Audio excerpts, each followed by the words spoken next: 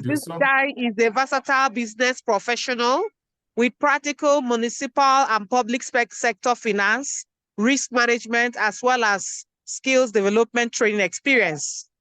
So he's got solid foundation in strategy development and execution, great people management and soft skills. He's passionate about training and delivering solutions to business processes. Brighton is currently a PhD candidate who holds a master's in strategic management, BCom honors in risk and insurance, and a cScP. This guy is the CEO of PROSAM Group. Brighton, may I ask you what PROSAM does? What's PROSAM? Is it a word or an acronym? We want to hear everything about you today. Thank you so much. So PROSAM is a skills development and training company. That's PROSAM Consulting. The PROSAM Group, it's a group of companies. We do quite a number of things.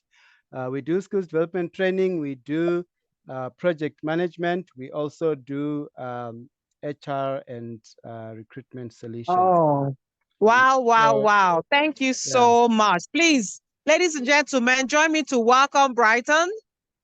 Join me to welcome him with an emoji in the chat box. Make him feel welcome. Make him know that you're ready and you are here to hear from you. You're welcome, brother. Thank you. Thank you. Take it away. Thank you. Wow, wow, wow. What a lovely response. I was very serious when I said I love playing. And I think that's one thing that has attracted me to the skills development space. And the context of my speaking, it's really within the skills training and facilitation space. And I'm going to share with you, I won't be long. I want to first of all appreciate the speakers that have spoken ahead of me. I want to appreciate Njideka, very powerful, very energetic. I can imagine if I grew up with Njideka, I would be tired from playing all sorts of games each day. And I also want to appreciate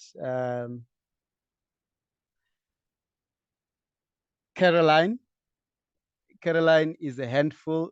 I'm sure all of you guys who are listening, you could relate that Njideka was right when she said you need to bring a pen and paper whenever you sit before Caroline's audience.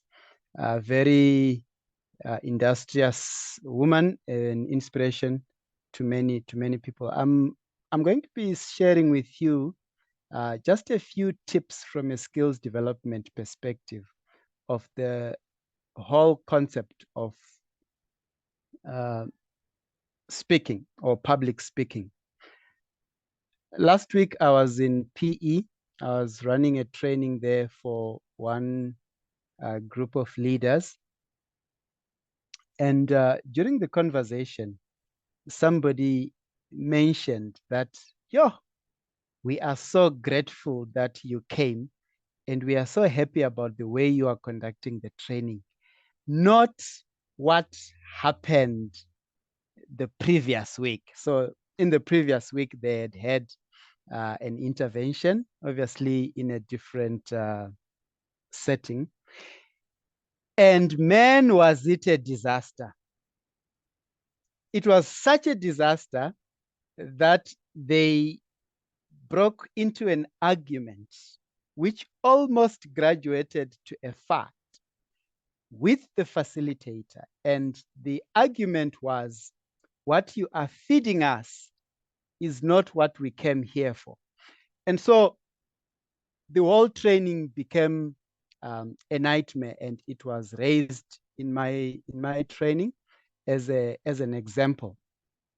And so I knew then that I want to talk about this aspect in our next public speaking grind, because there's a lot of us here who speak for various reasons. Some of us, we speak because we are leaders in our respective roles, and we have to deliver speeches, we have to deliver reports, we have to pitch. Some of us are sales consultants. We have to face clients and convince them to buy services and products. And some of us are like me, a facilitator. You deliver skills development training. Some of us are the VUSIs of today. You are keynote speakers and the like and so on.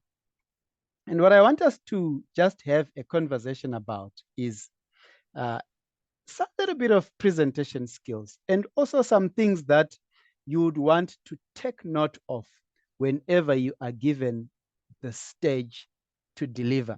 Number one, when you are speaking to people, the message is not in the words or the PowerPoint.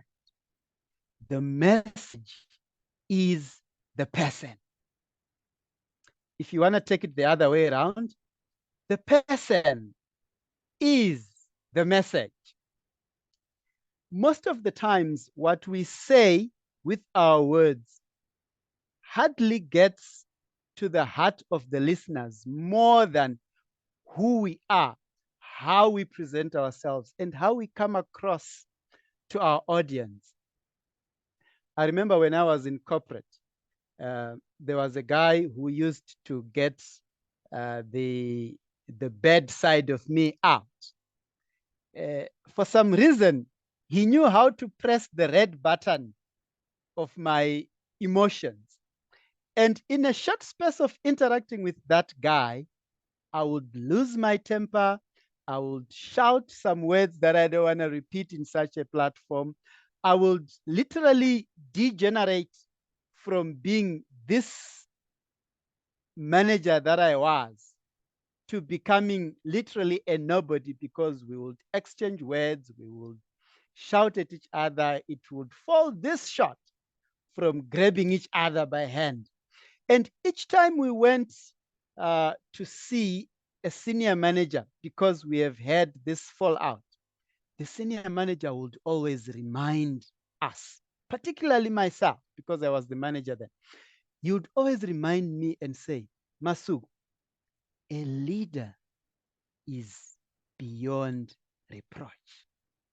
In other words, there is nothing that you can raise as an excuse for degenerating from your level as a manager to a level way below what is expected of you. And I'm saying to us today as speakers, there are many things that we can do wrong when standing in an audience, but one of them should never be having a fallout with your audience. Because guess what? It is always the speaker versus 50, 60, 30, 40, hundreds of other people. And there's no way you can out argue such an audience.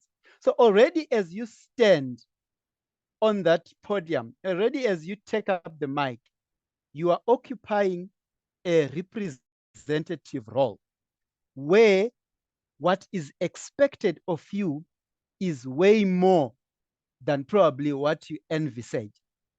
So you should never find yourself having a fallout with your audience. In fact, your audience ought to be the source of the feedback. So that's the second thing I want to talk about, sources of feedback. One of the things that messes up many speakers is being blind to feedback. Now, I want to invite a quick input from the audience. How can you pick some feedback from your audience when you are speaking, be it online, be it face-to-face, even one-on-one? How can you pick some feedback from your audience that can tell you that, yes, I'm on the right track, or I seem to be losing it? If I was speaking to a different audience, one of my favorite audience is gentlemen. If I was speaking to gentlemen, I would simply say, gentlemen, how do you know that you are doing the right thing? What are some of the sources of feedback? And I'm sure those who have an ear have had. Let me listen to some verbal feedback. Talk to me, colleagues. If you are able to unmute and shout, please do. My umshana, I've got a umshana online, guys. Please clap hands for me. I'm not a very bad uncle after all. I've successfully had managed to have a relative online. So Mamshana says their reaction. Caroline is saying their facial expression. Yes, their facial expression tells you that, we are together. Uh, somebody saying their body language. I want to hear somebody speaking verbally. Unmute and shout. Somebody, I want to grab some verbal feedback here.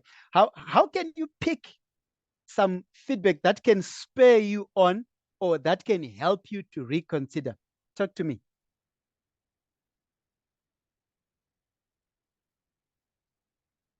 Please unmute and fire. I'll get him. Yeah, Yeah. you see that people, when they're just glued to you, there is no movement while you are speaking. They're just there with you during your presentation until you finish. What could that mean? How would you interpret that? Could that mean they are happy? They are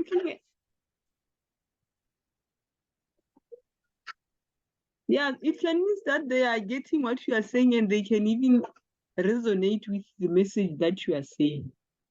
okay. All right. Okay, great stuff. And you've just reminded me of something which I think you would want to consider as you are giving me feedback. I'm waiting for one or two more. Whoever is going to give feedback, also consider the difference between captured and captivated. How do you distinguish a captured audience from a captivated audience? Because both of them, you will start and finish with them, but the one group is there because they have nothing else that they can do. They are captured, they have to be there. And the other one is captivated. They just can't help it but stay glued to the speaker. Otherwise, they actually fear losing. But how do you distinguish these two?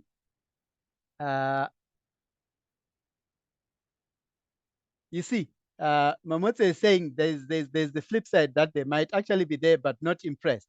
So I need somebody to draw a line quickly and then I can move on.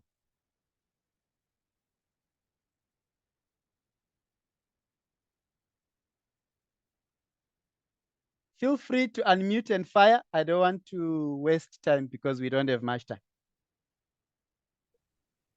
I guess I'll still go in with drawing a thin line between captured and captivated. So with the captured ones, they always show with in their face, they'll tell by nodding or that. But the ones that are just captivated, they will seem bored. Sometimes they can be in their phone while you are speaking. Thank you. Okay, all right. Lisa, thank you for being actively involved and participating. Can I hear from one or two more? Then we move on.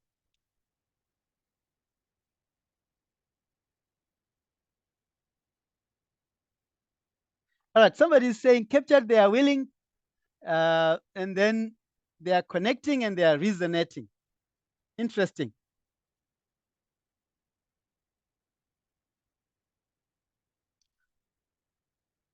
Okay, in the absence of somebody who wants to unmute and fire, I want to highlight that whenever you are given the opportunity to occupy a podium, it's very crucial to identify your sources of feedback. Number one, you could get feedback from peers.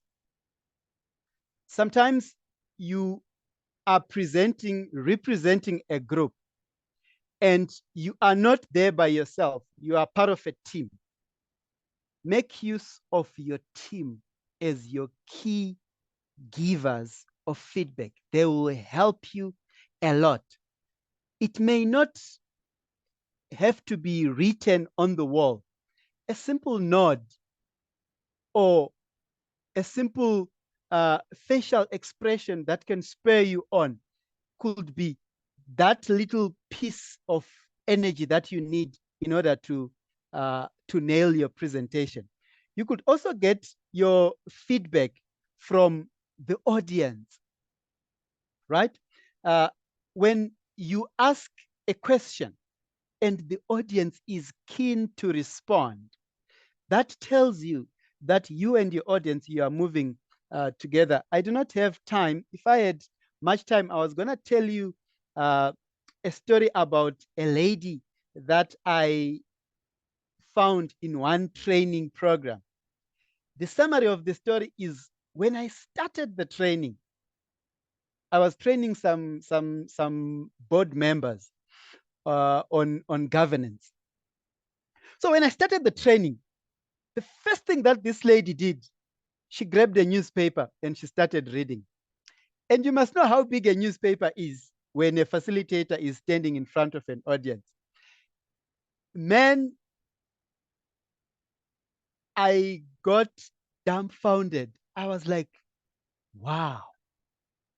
And how do I work this one out? You know, long story short, by the end of the training, we were best of friends. And it was done in such a way that I did not lose the delegate, but actually I helped the delegate to appreciate that there is actually a lot for them to benefit in this conversation. And so some of us will be swept off our feet by different types of delegates. And yet those people are supposed to actually be the source of our feedback. Sometimes you get into a training podium, or sometimes you occupy a stage and you think that you have so much to tell the people or to educate the people, only to discover that the people that are in your audience are actually more knowledgeable than you, or they're actually more experienced than you. But that does not take away the fact that at that point in time, the stage belongs to you, and it is you who is in charge. And so you need to deliver that which you have brought, which takes me to the next item, second from last, that I would want to share as a tip. So number one, I've addressed that it's very important for us to realize that the message is not in the words or in the book or in the document, but the person actually is the message. You are the message whenever you stand in front of people. There's a reason why it is you and not anyone else. And number two, we are saying pay special attention to feedback that end up being the headline of a boring interaction or a boring presentation or a boring training. When the feedback is saying we are tired, it is no use to continue hammering because you haven't completed your script. The whole purpose of an interaction is not for you to tell people everything that you know, but for you to communicate, to connect the hearts. And once the hearts are connected, that's it. They say the best dancers know when to exit the stage. But I believe they in their audience from the start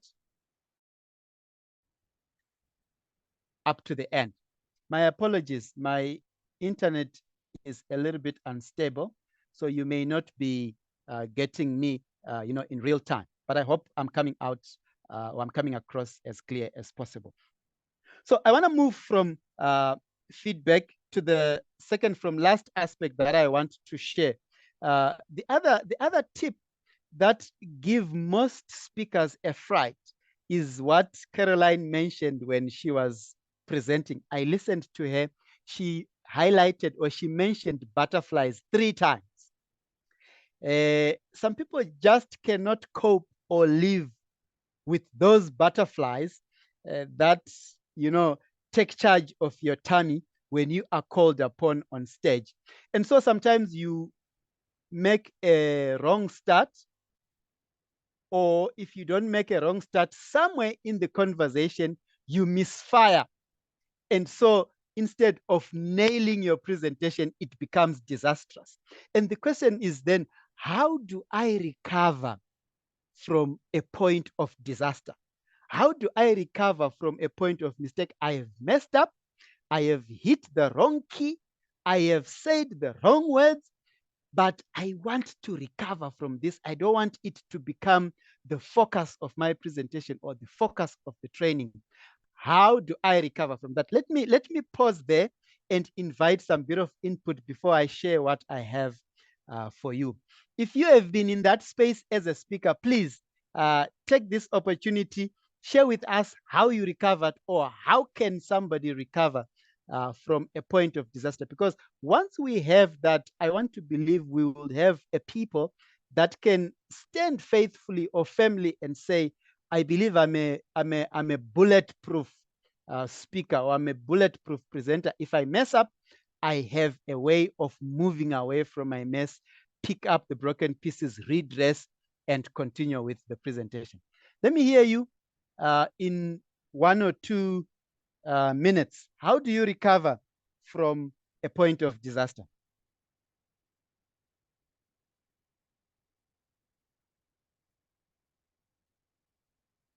Anyone?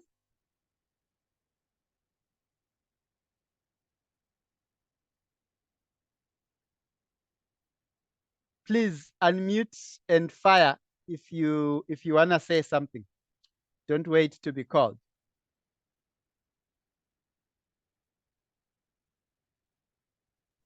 Maybe, yes. I'll come in again. Please. For me, I think because it's your message, you don't have to show them that you have messed up. Unless maybe you are referring to in terms of using wrong words. But if it's your message, you are presenting it and you just realize, here I messed up. I don't think you have to show them. Okay. According to me, but I've never been in that situation. Or you've never been in that situation. Please don't get in there. It's not a good space to be in, but it is a risk, definitely. I don't know. I wanna invite 1 or 2 more. How do you think you can recover from a point of disaster or from a point where you really feel, I've said the wrong thing or I've done a wrong thing? Can I just come in? Please. I would want to say the opposite. I would, maybe one time that I did, I acknowledged, it was actually in front of students where we were studying in a past exam paper, and we were trying to understand the question. And they're the ones who picked it up first, and I'm like, Right. you got it better than me, So I acknowledge that I hadn't gotten this side of the question the way they had gotten it. So I don't know if that works. Okay, interesting. That's one way, and I like that. Let me hear from a few others.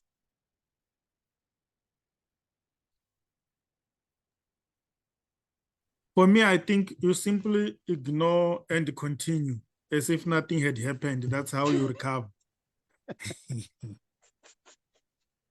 You simply ignore and continue as if nothing has happened. Yes. That can work, but sometimes not when you have probably hit a wrong nerve. In one training program, so I like using examples, real life examples, and I hope there is no one with that surname in the audience, but if there is, may I please apologize ahead of time. So there is a surname that I like picking up on, especially when I'm making illustrations. And one such surname is Umkhize. So I normally make use of this illustration of Babu Mkhize doing 1, 2, 3, 4, 5. And in this training, there was Mkhize in the audience. And there I was. I went out, I hit on Babu Mkhize. I didn't even put a disclaimer. And it was a funny illustration. And the guy picked up his hand and he said, I'm offended. So that's the point of disaster there.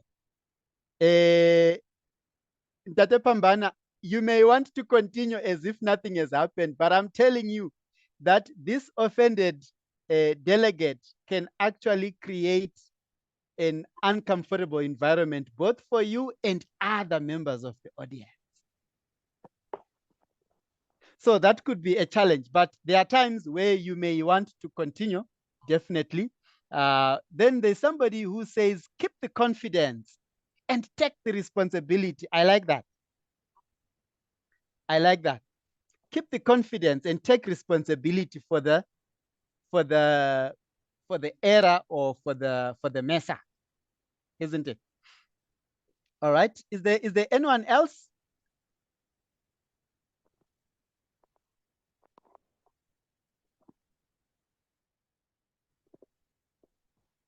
Okay. In the absence of other inputs, I just want to share what has worked for me. And colleagues, this is not prescriptive. Like I said, come, let us sharpen our speaking skills. Number one, for me, what has always worked out is to own up. Because I'm the one in charge, whenever there is a disaster in the audience, during the training, where I am in charge or when I am presenting, my very first impulse is to own up. So what honoring up does to me or says to the audience is that, listen, under normal circumstances, I'm in charge and things go well. However, there has been this specific mishap. It doesn't necessarily mean that things always go bad. So I am honoring up that I used a term, I used a word, or I did something that has caused discomfort. So number one, for me, it's to honor up. Number two, it's exactly what the presenter, or rather, exactly what I think it's Faith said, that you still maintain your confidence, but you take responsibility. In other words, you also realize that the same way you have found yourself in this situation, you are responsible for getting out of it. So that could mean apologizing to an offended individual, or highlighting to the audience that apologies, this and that was not supposed to happen, as opposed to ignoring it or turning a blind eye. But the third point is what has successfully or consistently gotten me out of many difficult situations. That is, do not focus on the error. Rather, keep your focus on the bigger picture. For example, if I am doing a keynote address and I stand in front of the audience and say, good morning, and yet clearly it's the evening, and everybody bursts into laughter, there are two ways of reacting to that. You can feel ashamed and you can start shivering and lose your grip, or you can honor up and find a way of focusing not on the error, but on the bigger picture. One way of that could be to swing the error into a point of humor. So you would have speakers that be like, it means you are listening. I wanted to see if you are listening, isn't it? That's somebody taking a point of error into a point of humor. But the bottom line is they are honoring up that they made a what? That they made a mistake. That could stretch from one small little error to even a bigger one, where you have called somebody a name that they are not comfortable with, or for some